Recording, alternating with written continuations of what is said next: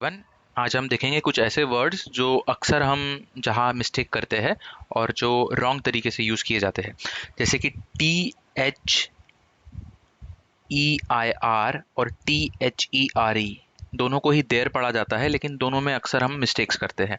अब देखिए, ये देर जो है वो एक प्लेस को रेफर करता है, और ये देर जो है ये ओनरशिप, बिलोंगिंग रेफर करता है। जैसे कि देखिए, ये देर रेफर्स टू अ प्लेस, मतलब हमें कुछ किसी प्लेस के बारे में बताना हो कि शी लिव्स ओवर देयर, है ना, तो उस समय हम ये नॉर्मली यूज करते हैं, है ना।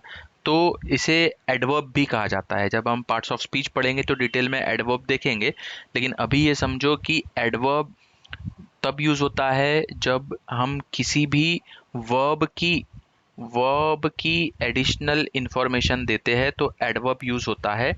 उसके अलावा एडवर्ब यूज होता है किसी प्लेस के बारे में जानकारी देने के लिए।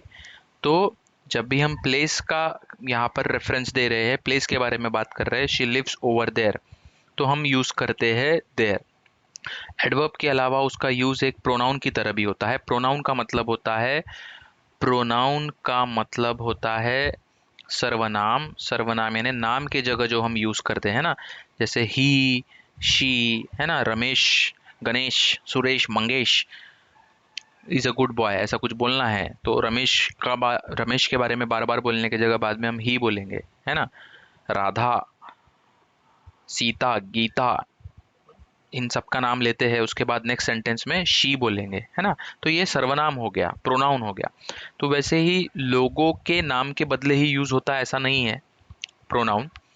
चीज़ों के बदले भी, और किसी फीलिंग्स, इमोशंस के बदले भी, अगर हम कुछ नाम के बदले दूसरा शब्द यूज कर रहे हैं उसको रेफर करने के लिए, तब भी प्रोनाउन यूज होता है। तो हम ये पार्ट्स ऑफ स्पीच में डिटेल में पढ़ेंगे। अभी ये समझो कि किसी को पॉइंट आउट करके बताने के लिए कि there is nothing wrong with हर, ऐसा बताना है, तो भी हम बोल सकते। देर इज अ सेइंग, एक कहावत है। There is a belief, there is a superstition. तो इस तरीके की चीजें, किसी चीज के बारे में बताना है तो चीज, है ना, चीज के नाम के बदले में जो हम शब्द यूज करते हैं, पर्यायवाची शब्द, उसे सर्वनाम कहते हैं, यानी कि प्रोनाउन कहते हैं, है ना। तो तब भी हम देयर यूज करेंगे, तो यहाँ पे THERE वाला देयर आएगा। लेकिन जब किसी ओनरशिप के बारे में बात करेंगे, ओनरशिप के बारे में बात करेंगे, तो THEIR आएगा कि देयर हाउस, उनका house. Their fur is thick. Fur यानी वो स्किन जो होती है ना, जैसे किसी जानवर का फर है, भालू का फर है, भालू की स्किन, है ना, तो भालू का फर थिक होता है। The red car is theirs. अब ये देयर जब एंड में यूज होता है, बिलोंगिंग वाला, कि उससे बिलोंग करती है ये कार, तो एंड में एस लग जाता है, देयर्स। मैं इसे कोशिश करता हूँ थोड़ा बड़ा करने की, ताकि आपको और बेहतर तरीके से दिखे। लेट्स सी वो कर पाता हूँ क्या मैं। हाँ, ये हो रहा है, अच्छी बात है। तो ये बताना मैं यहाँ पर ये चाह रहा हूँ कि जब भी आप THEIR को एंड में यूज करते हैं, तो आप एस लगा देते हैं। मतलब ये भी एक प्रोनाउन को, प्रोनाउन बोलेंगे या बिलोंगिंग के लिए जो वर्ड है, उसे यूज करने के लिए एक तरीका है, THEIR देयर। इसके बदले हम देयर्स तब यूज करते हैं जब उसे एंड में यूज किया जाए। The red car is theirs.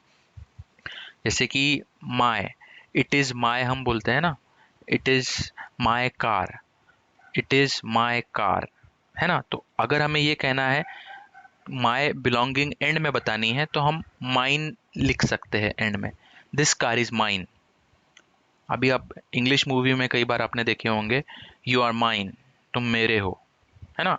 तो यू आर माइन, मेरे हो। तो जो बिलोंगिंग बताने के लिए वर्ड है माय, लेकिन एंड में लगाना है तो माइन लगाएंगे। वैसे ही देयर बिलोंगिंग बताने के लिए है, तो उसको एंड में लगाना है तो आप देयर्स बोलते हो। The red car is theirs, their house is new, their fur is thick, शुरू में लगाना है तो देयर। तो बात यह बताने की ये थी कि जब बिलोंगिंग बताना है, ओनरशिप बताना है, ओनरशिप ही है ना कि ये उनकी है कार, उनका है घर, तो हम THEIR यूज करते हैं। और जब हमें ये बताना है, कोई जगह रेफर करानी है, let me quickly remove all this stuff so that you can read it well. यहाँ मैं क्विकली चेक करता हूँ, इरेज करने के लिए हमें ये मिल जाएगा। यस, इरेज हो गया, यस इरेज हो गया, इरेज हो गया, यस यस, ठीक है। तो यहाँ पर अगर आप देखेंगे तो यहाँ हमें दिखाई देगा कि जब हम किसी प्लेस को रेफर कर रहे हैं तो THERE बोलेंगे कि शी लिव्स ओवर देयर। उसके जगह प्रोनाउन है, बताना है किसी चीज़ के बारे में कि इस चीज़ में कोई बुराई नहीं है, इसमें कोई बुराई नहीं है, तब भी हम देयर यूज़ करते, there is nothing wrong with her. There is a place which is really very crowded, बहुत सारे लोग होते हैं वहाँ पे, है ना, बहुत क्राउडेड है। So there is a place in Delhi which is very crowded, I use to go there regularly, मैं वहाँ हमेशा जाया करता था। तो देर इज़ अ प्लेस, एक जगह है ना। तो वहाँ पर प्रोनाउन यानी किसी चीज़, किसी के बारे में रेफर करते हुए बताना है, तब भी अब हम देर करके बोलेंगे। और किसी जगह के बारे में बताना है ना, तब भी हम ये देर यूज़ करेंगे, लेकिन बिलोंगिंग के लिए ये वाला। अच्छा, और एक दूसरा वर्ड है, ये है दे आर, देर। इसको हम, ये एक्चुअली होता क्या है ना, ये दे आर, कंफ्यूजन होगा आपको, इसलिए मैं ये सारी चीज़ हटा देता हूँ पहले, and then I will try to quickly explain. ये काफ़ी समय ले रहा है रिमूव होने को, एक एक करके रिमूव हो रहा है। Okay okay okay, let's forget about it. Okay, हाँ, तो हम ये जो वर्ड है इसका मतलब होता है दे आर। तो बेसिकली ये जो फॉर्म है इसको कॉन्ट्रैक्शन बोलते हैं। कॉन्ट्रैक्शन यानी किसी को छोटा करना, कॉन्ट्रैक्ट करना। तो कॉन्ट्रैक्शन है इसका, कॉन्ट्रैक्शन ये वाला वर्ड बोल रहा हूँ मैं, कॉन्ट्रैक्शन, किसी को छोटा करना यानी होता है कॉन्ट्रैक्शन। किसी को छोटा करना यानी किसी चीज़ को या किसी वर्ड को छोटा कर देना यानी कॉन्ट्रैक्शन। किसी सब्सटेंस को भी आप करते हैं छोटा तो वो होता है कॉन्ट्रैक्शन। जैसे कि सिकुड़ना, उसे एक्चुअली कहा कहा जाता है कॉन्ट्रैक्शन। कपड़े सिकुड़ जाते तो कॉन्ट्रैक्ट हो गए, तो ऐसा बोल सकते हैं आप। तो ये कॉन्ट्रैक्शन जो है, ये कॉन्ट्रैक्शन है दे आर का, तो इसको पढ़ा जाता है कॉन्ट्रैक्शन फॉर्म है they're. They're, they're were nice. ये अमेरिकन मूवी में ऐसे टाइप के डायलॉग देखे होंगे आपने, मैं थोड़ा एक्सेंट ज़्यादा अभी चढ़ा के बता रहा हूँ आपको, ये समझाने के लिए कि वो लोग, अमेरिकन लोग ज़्यादातर ये यूज़ करते हैं। तो ये there, they're very nice people, they're real nice, there। तो ये there, ये जो there है ये they are का वो कॉन्ट्रैक्शन है। तो ठीक है, आप, उम्मीद करता हूँ ये तो आप समझ गए होंगे कि ये देर और ये देर में जो हम कॉमन मिस्टेक हमेशा करते हैं, इन दोनों में काफ़ी फ़र्क है। तो अब की बार जब भी आप यूज़ करेंगे तो प्रॉपरली यूज़ करना। और इसे भी देर कहा जाता है, लेकिन कॉन्टेक्स्ट से आपको समझना होगा। आगे वाला सेंटेंस कोई बोल रहा है, they are very nice people, they are very nice people, ऐसे कुछ तो भी अगर किसी ने बोला अमेरिकन ने, तो हम समझने की कोशिश करेंगे कॉन्टेक्स्ट, कॉन्टेक्स्ट क्या है। कॉन्टेक्स्ट है कि नाइस पीपल बोल रहे ना वो, तो नाइस पीपल की बात कर रहे तो दे आर ही होगा यार, देयर कैसा होगा, है ना। तो ये थोड़ा हमें समझना होगा, वो प्रैक्टिस से आ जाएगा हमें सुन सुन के। तो सुनने में भी कई बार ऐसा आता है, इसलिए मुझे आपको ये बताना पड़ा। खैर, अभी आगे बढ़ के थोड़ा देखते हैं हम कुछ दूसरे वर्ड्स। हाँ, लेट्स ट्राई मूविंग अहेड। यहाँ यहाँ कहाँ, ऊपर नीचे मैंने कुछ एक इमेज डाल के रखी है। हाँ, यहाँ पर ये मैंने एक शॉर्ट्स बनाया था, उसमें भी आपने ये शायद चेक करे होंगे, लेकिन वहाँ ये प्रॉब्लम हुआ था कि डिले आ रहा था, कुछ आगे पीछे हो रहा था। तो शायद वह ठीक तरीके से आपको समझा नहीं होगा, इसलिए मैंने ये एग्जांपल यहाँ पे भी ले लिया। ये देखिए, ये है एक्सेप्ट। एक्सेप्ट में मैंने जब यहाँ ऐसे बता रहा था तो वहाँ पे डिले आया, ये एक्सप्लेन करते समय इसको एक्सप्लेन कर रहा था, तब इसका डिटेल आ रहा था स्क्रीन पे। खैर, कोई बात नहीं, अभी शायद डिले ना हो तो आप समझ जाएंगे। इसको पढ़ते समय एक्सेप्ट पढ़ेंगे आप, एक्सेप्ट, ए से स्टार्ट हो रहा है ना, ये है एक्सेप्ट, ए से स्टार्ट होने वाला एक्सेप्ट, इस तरीके से। और ये जो है ये होता है एक्सेप्ट। ये हिंदी का ए है ना, ए, एक्सेप्ट, एक्सेप्ट। और ये हिंदी में ऐसे ए, एक, एक्सेप्ट, एक्सेप्ट, ये आधा क है। और late me try writing it again for you. ये इस तरीके से रहेगा, एक्सेप्ट, एक्सेप्ट, ये एक्सेप्ट है। तो फ़र्क क्या है दोनों में, ये एक्सेप्ट इमेज से आपको समझ में आ रहा होगा कि ये यहाँ पर एक लड़की को ये बंदा गिफ्ट दे रहा है, तो यहाँ ये लड़की एक्सेप्ट कर रही है। Let me try removing this, this is really frustrating. ये तो ये जो लड़की को यहाँ पर गिफ्ट दिया जा रहा है, ये लड़की यहाँ एक्सेप्ट कर रही है, ये वो वाला एक्सेप्ट है। और ये जो है एक्सेप्ट, अभी देखिए मुझे कहना है कि यहाँ पे 3 लोगों के बाल खुले हैं, इस लड़की के बाल बंधे हैं, तो सभी के बाल यहाँ खुले हैं एक्सेप्ट दिस गर्ल, एक्सेप्ट इसको छोड़ के, इसके अलावा। तो इस एक्सेप्ट का मतलब होता है अलावा, इसके अलावा, इसको छोड़ के, ठीक है। और इस एक्सेप्ट का मतलब होता है स्वीकार करना, स्वीकार करना, स्वीकार कर लेना, ये होता है एक्सेप्ट। एक्सेप्ट माई अपोलॉजीज, मेरी माफ़ी, मेरी क्षमा आप एक्सेप्ट करो। I accepted it, I accepted her gift, उसने गिफ्ट दिया तो, है ना। आई एक्सेप्ट, या आई एक्सेप्ट, मैं जो बोल रहा हूँ तुम्हें अच्छा लग रहा है क्या, या आई एक्सेप्ट, ये वाला एक्सेप्ट है, वो स्वीकार करना। और ये accept, I like everyone in this classroom except that girl, she is very talkative, वो बहुत बड़बड़ करती है, एक्सेप्ट उस लड़की को छोड़ के। I like all the fruits except banana, banana को छोड़ के मुझे सब कुछ पसंद है, तो उसके अलावा, उसको छोड़ के, ये वाला एक्सेप्ट है। कई बार अभी ये एक्सेप्ट ये एक्सपेक्ट में फ़र्क होता है, पर कई बार हम लोग इंटरचेंजेबली ये यूज़ कर लेते हैं, दोनों अलग अलग वर्ड है, मीनिंग भी अलग है दोनों के, देखने में लग रहे थोड़े से। ये देखिए एक्सेप्ट, ये है एक्स, पी पहले आ गया ना, ये है एक्सपेक्ट, तो ये एक्सपेक्ट है, इसका मतलब होता है एक्सपेक्ट करना, यानी उम्मीद लगाना किसी चीज़ की। अभी उम्मीद लगाना, आशा करना, है ना। तो जैसे कि ये यहाँ पर गिफ्ट मिला है इसको, गिफ्ट में क्या है, ये एक्सपेक्ट कर रही है कि शायद आईफोन हो, बहुत महंगा है आईफोन तो वैसे, तो इसीलिए उम्मीदें भी ज़्यादा महंगी चीज़ों की होती है, अच्छी चीज़ों की होती है। तो इसको जो गिफ्ट मिला है ये लेडी को, ये एक्सपेक्ट कर रही है, एक्सपेक्ट एक्सपेक्ट कर रही है कि इसको आईफोन मिला हो, तो एक्सपेक्ट करना है ना, उम्मीद लगाना।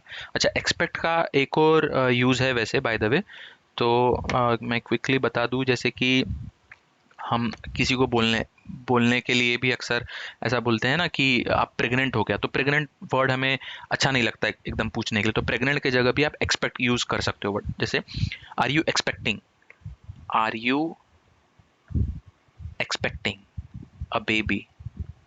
ये स्पेलिंग मेरी थोड़ी, राइटिंग प्रॉपर नहीं आ रही है, let me try minimizing the thickness, या अभी यहाँ पर मैं, हाँ, अभी कैसे बोलेंगे एक्सपेक्ट, एक्सपेक्ट का एक और मतलब होता है प्रेग्नेंट, है ना, प्रेगनेंसी में भी हम ये यूज़ करते हैं। तो आर यू एक्सपेक्टिंग यानी आप प्रेग्नेंट हो गया, she is expecting a baby यानी वो प्रेग्नेंट है। तो इस तरीके से भी हम ये वर्ड्स यूज़ कर सकते हैं एक्सपेक्ट वर्ड को, ठीक है। तो उम्मीद है ये आपको समझ में आया होगा। इसके अलावा हम देखते हैं कि और कौन से वर्ड्स है, एक बस लास्ट मैंने आपके लिए यहाँ पे एक बना के रखा था, लेट मी ट्राई। कहाँ है, लूज़ का शायद मैंने आपको बता दिया, I am not sure, loose का शायद मैंने नहीं बताया आपको, लूज़ का, तो let me try explaining that. यहाँ पे भी देखिए बहुत सेल्फ एक्सप्लेनेटरी है, बहुत अच्छे से आपको समझ जाएगा, सेल्फ एक्सप्लेनेटरी, अपने आप में ही समझाने वाला है, ये बहुत देख के ही समझ में आ जाएगा। तो अभी,